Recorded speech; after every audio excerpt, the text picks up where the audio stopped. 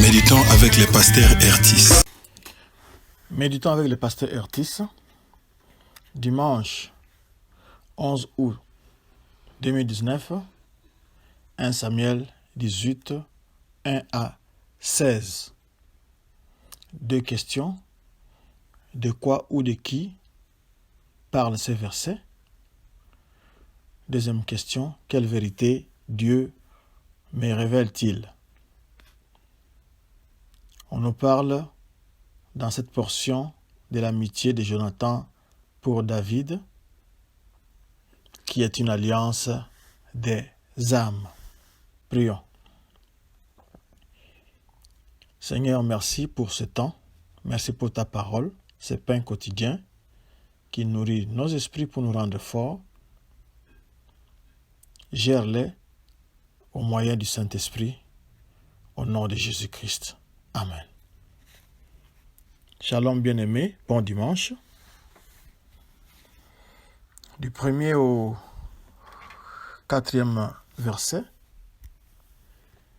nous voyons l'amitié de Jonathan pour David. Et ils font même une alliance. Les enfants des rangs royaux avaient des tenues qui permettaient de les distinguer des autres. En donnant ses habits, manteaux et vêtements, et ses armes, Jonathan a plus qu'exprimé, au-delà de leur alliance, qu'il voulait volontairement sacrifier sa position comme héritier du trône d'Israël, et il reconnaît David comme le prochain roi d'Israël, quelque chose que Saül voudra obsessivement combattre tout le long de sa vie. David et Jonathan a tout donné pour montrer sa fidélité, sa loyauté, qu'il acceptait que David serait le prochain roi d'Israël, à son détriment bien sûr, et ils font alliance. Au verset 5, les mots décrivant David comme réussissant partout sont aussi utilisés 2 fois dans ces chapitres pour décrire son caractère. Nous les trouvons au verset 14 et au verset 15. Le succès de David a commencé quand il a tué le géant Goliath, mais cela a continué dans tout ce qu'il entreprenait parce qu'il n'a pas permis à ses succès de l'aveugler pour ne plus avoir besoin de la sagesse divine. Nous savons comment le succès, l'argent peuvent aveugler certaines personnes à tel point que ils pourraient même rejeter la sagesse de Dieu.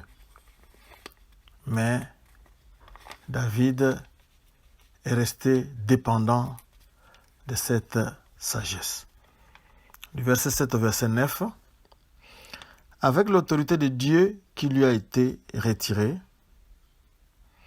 l'autorité de Saül ne reposait presque entièrement que sur ses exploits militaires.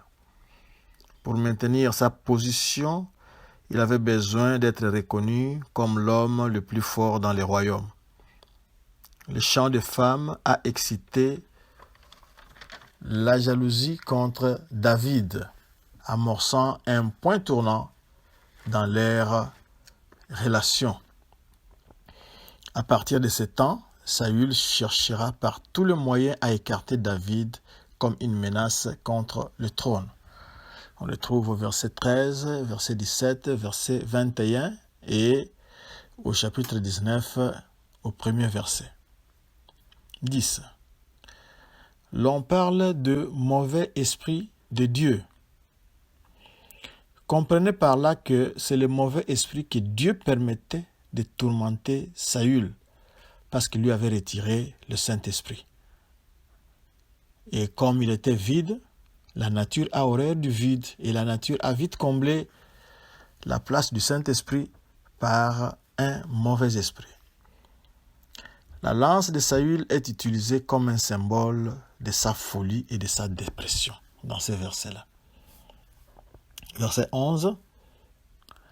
Mais David se détourna de lui 2 fois. David apparemment montre une grande loyauté même quand Saül avait tenté de le tuer pour la première fois. David a continué à jouer de son instrument musical pour soulager Saül de son malaise. Verset 12. Saül craignait la présence de David. La colère de Saül envers David était accompagnée de la peur, parce qu'il prit conscience que Dieu était avec David et s'était retiré de lui. Verset 13. David est établi commandant de 1000 personnes. Comme cela sera le cas avec Uri, le mari de Bathsheba, Saül espérait que David serait tué dans un combat. Mais comme Dieu était avec David, ses plans avaient échoué. Et Dieu avait un merveilleux plan avec David. Il ne pouvait pas permettre à ce que les plans de l'ennemi échouent. Il ne pouvait pas permettre à ce que les plans de l'ennemi puissent réussir et il fait échouer ces plans-là.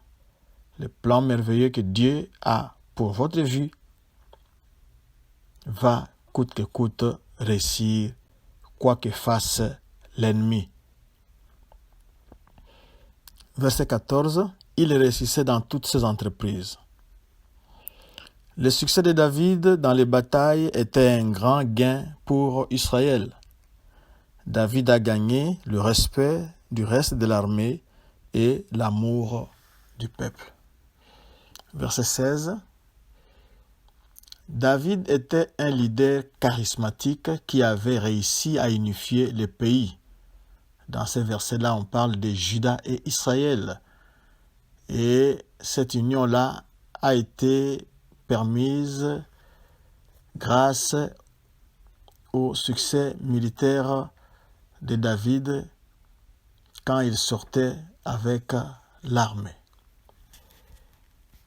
Nous avons vu au verset 4 que Jonathan avait fait alliance avec David. L'alliance, c'est une espèce de contrat où il y a 2 parties et chacun est lié par ces contrats-là qui stipulent ce que chacun devra faire. Il y a les obligations, il y a les devoirs, il y a les droits. Et il y a des fois où l'alliance est sans contrepartie. Mais nous voyons l'Ancien Testament est plein d'alliances. Nous pouvons rapidement citer l'alliance de Dieu et Noé, l'alliance de Yahweh et Abraham, l'alliance d'Abraham et Abimelech, l'alliance de Jacob et Laban, etc. Il y en a beaucoup. Vous aussi, vous pouvez faire une alliance maintenant avec Dieu. Vous pouvez stipuler vos propres termes, déterminer vos propres termes. Qu'est-ce que vous voulez que Dieu fasse pour vous et qu'est-ce que vous allez faire en retour pour Dieu. Nous pouvons commencer par demander à ce que Dieu soit notre Dieu et vous soyez ses enfants. Dieu, en tant que Dieu et en tant que Père, aura ses obligations envers vous en tant qu'un Père, et vous, en tant qu'enfant, vous lui devrez obéissance et fidélité. Nous allons prier. Seigneur, merci pour l'alliance de David et Jonathan. Au-delà de cette alliance-là, nous aussi, nous venons à toi en ce moment pour faire une alliance. Il y en a plusieurs, mais nous voulons commencer par celle-ci. Sois notre Dieu, sois notre Père, et nous serons tes enfants. Seuls, nous ne pourrons rien faire. Nous avons besoin de la présence, de la force du Saint-Esprit pour que nous puissions observer les termes de notre alliance. Nous bénissons ton nom parce que tu restes fidèle. Sois béni, sois exalté à jamais par Jésus-Christ, qui est notre Seigneur et notre Sauveur. Amen. Pour retrouver cette méditation, tapez www.églisedoxadeo.com/sermon/blog. Là, vous retrouverez cette méditation et d'autres ressources pour votre vie spirituelle.